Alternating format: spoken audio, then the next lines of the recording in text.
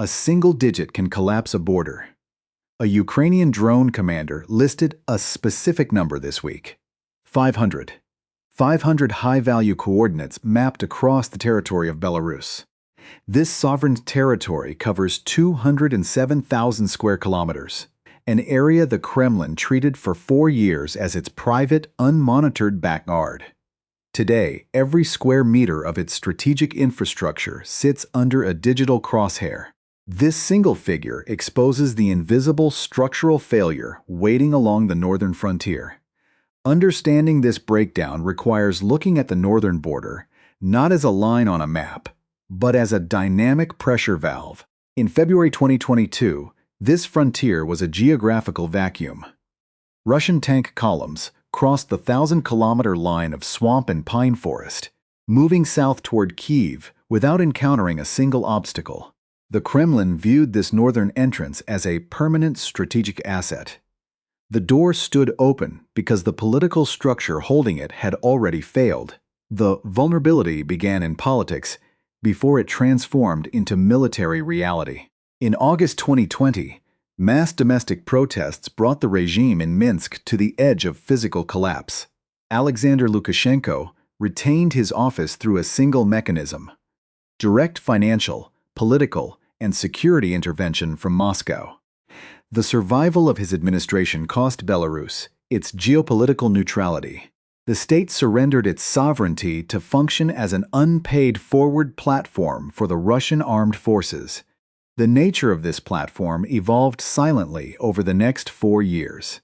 While global attention fixed on the heavy artillery battles in the Donbass, the northern border underwent a systemic rewiring. Ukrainian military intelligence reported late last week that the actual number of Belarusian troop units near the frontier has remained completely unchanged since 2022. The threat did not accumulate in human form. It materialized in concrete, steel, and fiber optic cables. Between 2024 and 2026, the regime quietly upgraded its physical capacity to host an invasion. Workers laid high-grade asphalt on specialized roads running directly toward the Ukrainian border. Engineering units excavated empty artillery positions and reinforced heavy logistics corridors. This infrastructure does not engage in active combat. It functions as a dormant skeleton, waiting for the sudden injection of Russian mass whenever the mathematical model requires it. This integration extended directly into the civilian electromagnetic spectrum. Russian forces began routing Shahed-type attack drones through Belarusian commercial cellular networks. By utilizing civilian telecom towers, Moscow extended its signal stability, guiding low-altitude munitions around Ukrainian air defenses toward Western targets. The sovereign state of Belarus ceased acting as an independent territory and became a physical component within another nation's automated weapons system. The scale of this transformation amplified significantly when Moscow transferred tactical nuclear warheads to Belarusian soil. This marked the first external deployment of Russian nuclear assets since the collapse of the Soviet Union. Iskander-M missile systems took up permanent stations within striking distance of Poland, Lithuania, and Latvia. This escalation culminated between May 19th and 21st, 2026, in massive joint strategic nuclear exercises. More than 60,000 personnel operated hundreds of mobile launch platforms during these drills. A Yars intercontinental ballistic missile exited the Plasets Cosmodrome toward Kamchatka, while a submerged submarine in the Barents Sea launched a Siniva missile. A Zircon hypersonic weapon completed its test trajectory, while the two presidents observed via video link. This choreography aimed to project an absolute, impenetrable nuclear umbrella over the northern approach. But this display of absolute force contains a profound structural irony. A strategic platform only works if the adversary reacts by wasting resources. The Kremlin intended for the northern buildup to force Ukraine to strip its southern and eastern fronts of active combat brigades. If Kyiv moved its elite forces north to guard the empty swamp, Moscow would achieve its objective without firing a single bullet from Belarus. The entire deployment operated as a lever designed to break a stalemate elsewhere. Kyiv recognized the mathematical trap. Instead of matching Russian mass with human soldiers, Ukraine engineered a technological barrier. Over 48 months, 3 kilometers of initial border walls grew into a 1,000-kilometer automated defense network. Engineers laid dense minefields, installed remote electronic sensors, and deployed electronic warfare arrays across the exclusion zones of Chernobyl and the northern forests. They built a defensive sieve that runs on technology rather than manpower. This transformation completely inverted the strategic calculus. The border no longer requires large infantry formations to hold. It relies on long-range automated fire. This reality brings the system back to the number 500. By mapping every airfield, fuel depot, and command node inside Belarus, Ukrainian Drone Command stripped the northern platform of its anonymity. The infrastructure built to threaten Kyiv turned into a catalog of target options. On May 21, 2026, the Ukrainian leadership shifted its terminology. They stated publicly that preventive measures would target the Belarusian leadership directly if aggressive actions proceeded. The quiet assumption that a proxy state could host an offensive while remaining immune to retaliation collapsed. The 500 targets represent a literal map of accountability. The system designed to project absolute pressure now faces an internal crisis of its own survival, as the cost of hosting the war shifts from the state to the individual men who run it. The military conversion of civilian infrastructure contains a fatal technical vulnerability. It cannot distinguish between a combat command and an electronic virus. When Russian forces routed Shahed navigation data through Belarusian cell towers, they exposed the country's entire domestic telecommunications network to Ukrainian electronic warfare. By late February 2026, targeted microwave frequencies disrupted the signal repeaters along the Mazir and Gomel axes. To stabilize the drone flights, the Kremlin deployed specialized electronic jamming units inside Belarus. These military systems successfully masked the drones, but simultaneously wiped out civilian cellular service and digital banking across 3 northern regions. Paralyzing local commerce, this regional paralysis triggered a wider economic hemorrhage across the state budget. Belarus relies heavily on its potash fertilizer industry, which historically generated $2.5 billion in annual export revenue through Baltic ports. European sanctions had already choked this pipeline, leaving the regime entirely dependent on Russian credit lines to service its $16 billion state debt. In April 2026, Lukashenko attempted to secure sanctions relief by releasing 25 political prisoners as a gesture toward Washington.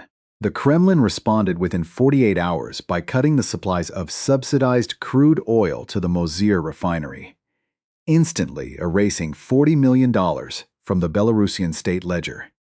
Every attempt to bargain with the West accelerated financial execution by Moscow. The physical weight of the Russian military presence further cracked the domestic infrastructure. Heavy tracked vehicles and missile transport platforms degraded over 400 kilometers of newly paved border roads. Repairing this infrastructure consumed 32% of the national transport budget by May 2026. The state redirected these funds from municipal budgets, causing localized structural collapses in public transit and regional electrical grids. The physical platform designed to support a rapid Russian deployment began to consume the very resources required to sustain its own daily operations. The machine was running hot, burning its own fuel lines to keep its engines idling. Moscow interpreted Lukashenko's diplomatic maneuvering as an active security risk. On May 24, 2026, French President Emmanuel Macron placed a direct phone call to Minsk, issuing an explicit warning against further integration with Russia's nuclear posture. The conversation lasted 42 minutes. The next morning, Russian Federal Security Service personnel assumed direct, unilateral control over the command structures of 3 Belarusian air defense bases. The integration plan had evolved into an occupational reality. The Belarusian High Command found itself excluded from the monitoring systems governing the tactical nuclear warheads stationed on its own soil. This loss of control reverberated through the mid-level officer corps of the Belarusian military.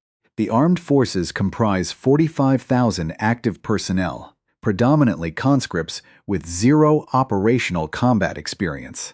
Internal security assessments from Minsk, leaked in mid-May, revealed that 78% of junior officers opposed direct involvement in the Ukrainian conflict. To counter this friction, the regime expanded its penal network, detaining over 1,400 political prisoners in high-security facilities. This domestic repression failed to contain the pressure. It merely displaced it across the border into the diplomatic sphere. On May 25, 2026, the structural challenge assumed a concrete political form in Kyiv. Svietlana Tsikhanouskaya, the exiled opposition leader recognized by European capitals as the winner of the 2020 election, entered the Ukrainian capital for official state-level meetings. This visit shattered the diplomatic ambiguity Kyiv had maintained for 4 years. The Ukrainian Foreign Ministry treated her not as a dissident, but as a head of state in exile. By placing her on camera alongside top military officials, Ukraine constructed a fully recognized alternative government, ready to assume administrative control the moment the regime in Minsk fractured under external pressure. The escalation expanded from political symbolism to targeted financial strikes. On May 28th, a coalition of 37 European nations and Canada synchronized a new wave of personal economic sanctions. This mechanism bypassed general economic sectors to target the immediate financial networks of Lukashenko's inner circle, specifically naming his sons. The asset freezes locked foreign accounts, holding an estimated $350 million in operational capital used to maintain regime loyalty among elite security units. The financial oxygen supply holding the autocratic structure together began to deplete under a coordinated global vacuum. As the internal systems frayed, the physical reality on the 1,000-kilometer border shifted into its final volatile state.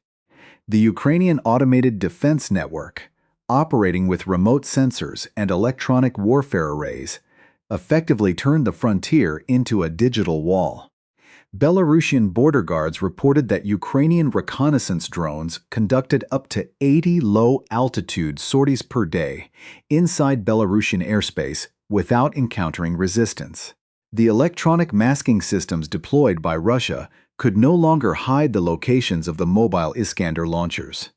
The coordinate list grew to its final density. The system has now passed its equilibrium point. Lukashenko's survival strategy depended on maintaining a delicate balance, providing territory to Moscow while keeping his own forces out of the kinetic zone. That balance no longer exists. Moscow commands the bases. Kyiv maps the targets. The international community funds the alternative government. The 500 coordinates mapped by Ukrainian Drone Command are no longer a theoretical threat for the future. They represent a kinetic trigger waiting for a single miscalculation in a system that has lost the physical capability to stop it. The northern border has ceased to be a shield. It has become an active, unstable demolition charge. On June 1, 2026, the state of Belarus functions as a fixed financial liability on Russia's sovereign balance sheet. The transition from an independent buffer state to an integrated forward military base has locked the region into an irreversible strategic trap. This conversion alters the security architecture of Eastern Europe, transforming 1,000 kilometers of northern border into a permanent geopolitical fault line. Administrative decrees cannot unwind the physical infrastructure deployed over the last 48 months. The economic architecture supporting this platform has reached its structural limit. Belarus now channels 45% of its national industrial output directly into sectors linked to the Russian defense complex. The national currency operates under total subordination to the Russian central bank, eliminating independent monetary policy in Minsk. The permanent loss of Western potash fertilizer markets left a structural deficit that Russian state loans can mask but cannot repair, converting a $16 billion state debt into a foreclosure notice held by the Kremlin. The civilian population pays the material price for this hyper-militarization. Regional budgets lost 60% of their operational capital to fund the logistics corridors and drone networks running north toward the frontier. Public health networks and civil electrical grids across the Gomel and Brest regions decay as state resources divert to military installations. This structural deprivation drove an estimated 250,000 skilled professionals out of the country since 2024, permanently draining the domestic labor market of essential technical talent. This regional friction connects directly to a global collapse in strategic stability. The expiration of the final remaining nuclear arms control treaty between the United States and Russia in February 2026 removed all legal caps on the world's two largest nuclear arsenals. This structural vacuum transformed Belarus into a primary theater for unconstrained nuclear competition. The tactical nuclear warheads stationed near the Polish border no longer function as symbolic bargaining chips. They operate as active assets in an arms race without legal guardrails. The financial consequences of this deployment extend across the Atlantic, landing directly on the budgets of Western taxpayers. The forward placement of Russian Iskander-M systems and hypersonic weapons forced the United States to accelerate a multi-hundred-billion-dollar modernization of its own strategic nuclear triad. This expansion of defense expenditures influences sovereign debt levels and domestic budget allocations globally. A physical missile silo, constructed in a Belarusian forest, drives a multi-year line item in the United States federal budget. The political decisions emerging from Minsk are structurally delayed and entirely insufficient to alter this trajectory. Lukashenko's recent public declarations that Belarus will only enter the conflict if physically attacked represent a desperate verbal maneuver to preserve domestic stability. This rhetorical boundary carries no structural weight because the physical infrastructure no longer answers to his administrative control. The decision to permit foreign military control over regional air defenses stripped the local presidency of its command authority. The institutional integration has bypassed the formal chain of command within the Belarusian military. Russian security services now manage the communications networks, fuel depots, and electronic warfare arrays along the northern border. This structural shift creates a reality where Moscow can trigger a kinetic escalation unilaterally without the consent or prior knowledge of the local government. The state has built a machine it lacks the authority to turn off. This institutional capture generates immediate security risks for the adjacent NATO frontier. The Baltic states and Poland face continuous gray zone pressure, characterized by localized drone incursions and coordinated electronic interference with civilian aviation navigation. This persistent friction forced Nordic nations like Norway to transition into permanent total defense postures, refurbishing Cold War shelters and expanding mandatory conscription. The instability radiating from the Belarusian platform shifts Western Europe back onto a permanent wartime footing, while the local population absorbs the economic and social damage. Global defense industrial complexes extract long-term structural gains. The militarization of the northern border has transformed temporary European defense allocations into a multi-year wave of capital expenditure. Stock valuations for major aerospace and defense manufacturers achieved historic highs by May 2026, driven by the permanent requirement for deterrence hardware along the NATO flank. Global financial markets have fully capitalized the systematic destabilization of the region. The alternative political structure constructed in Kyiv by the exiled opposition introduces a permanent internal threat to the current regime. By recognizing a government in exile at the head of state level, regional powers established a ready-made administrative replacement. This dual power dynamic creates acute instability within the Belarusian security apparatus, forcing mid-level officials to calculate their future alignment. The institutional loyalty holding the state together fractures under the weight of this long-term political alternative.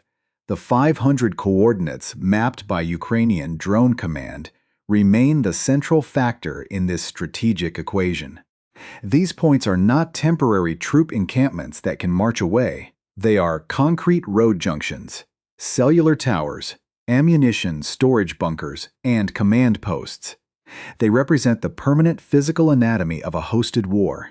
Because these sites are fixed, they ensure that Belarus remains a primary target zone in any wider regional confrontation, regardless of whether a single Belarusian soldier crosses the border. The northern frontier has reached a state of terminal stability. The door that stood open in 2022 is permanently wired with defensive arrays, automated fires, and targeted coordinates. The system cannot return to its pre-war status, nor can it advance without triggering a catastrophic regional escalation. The territory of Belarus remains trapped in the mechanics of a larger conflict, serving as an integral